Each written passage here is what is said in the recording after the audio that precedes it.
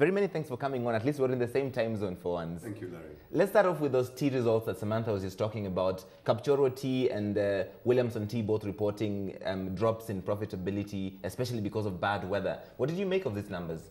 Right, just like you said, there was bad weather towards the end of last year. And at some point that was expected to reflect in the books. And somehow the chickens have come home to roost. Yes. All in all, I still do not think that the agricultural stocks are anything bad to go for. Yes. They are still a good vehicle for any investor looking at a long-term investment.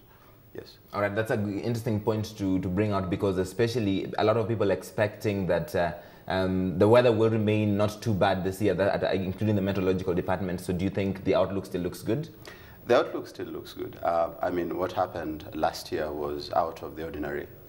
From my experience or from my observation, I do not expect that weather pattern to continue for long. And so we'll be looking at least something more bearable for the tea industry, and of course better results at the end of it. All right, let me sneak in a quick market update here. We didn't talk about this, but the NSE 20 share index today, opening the new week up and the new month up about 59 or so points, 3,763.39 points today. What did you make of the activity generally for the first day of the new month?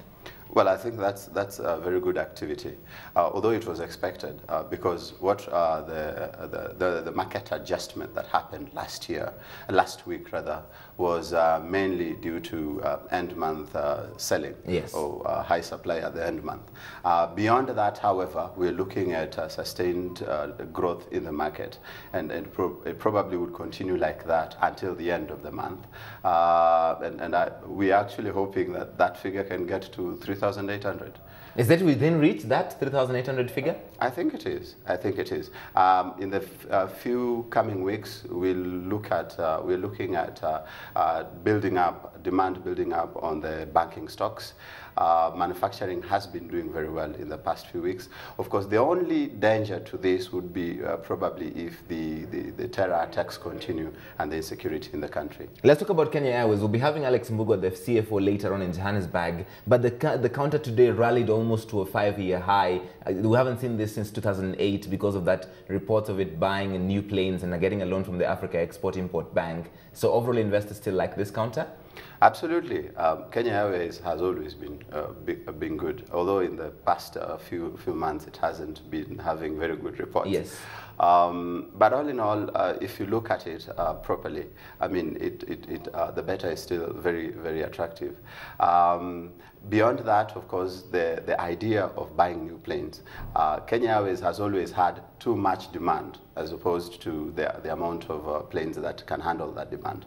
And so the idea of buying more planes simply means that they can handle that demand and, of course, get more money. And then the Kenyan Market, the paper's reporting today, obviously everybody expects this counter to, Kenyan Market, the oil marketer, will delist from the Nairobi Securities Exchange once that deal with Puma Energy goes through. But Kenyan Market has 8,000 minority shareholders. What is their fate? If you've looked at the performance of the counter in the past few days, yes.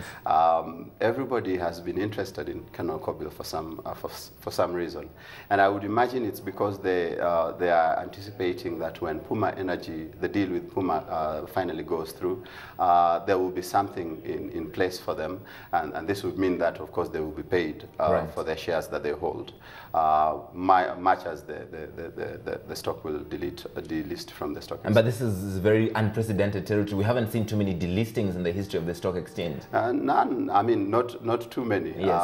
So this is quite something. I guess that's why it's been doing very well in terms of being on the green all the time. Yes. Yes. And then let's finish off with the Kenya shilling, which today closed around about 84.20. We've finished that end month demand like we were talking about earlier. So what is your outlook for this currency going forward? The economic elements of the country are still the same, so to speak.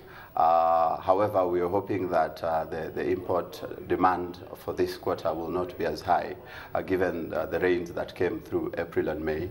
So that would effectively make the shilling to continue being strong. Yes. But let me also point out that the insecurity in the country is a real danger to the shilling.